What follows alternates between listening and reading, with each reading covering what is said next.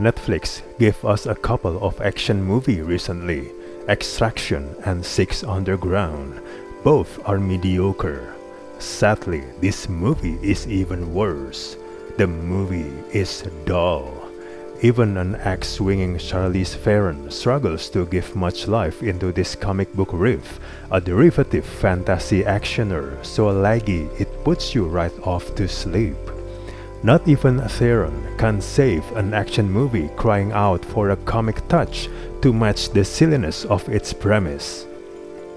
This is basically a 2-hour dollop of an action movie product, teased out to look like a superhero origin story. It's also touting very weakly for the possible beginnings of a franchise property. This movie is panderous and lacking humanity and idealism. It's also crucially lacking in the humor that might have sold the essential silliness of its premise. It's so boring that it almost felt like it lasts for centuries. Generally speaking, the best comic book adaptations usually go one of two ways. They are giddy blockbusters like Avengers or Deadpool, or they are very dark like Christopher Nolan's Batman movies. This movie, on the other hand, cannot quite figure out what it wants to be, and the result is just a drag. That might be the makings of a good plot if the film were gritty and nihilistic, but the movie cannot even do that right.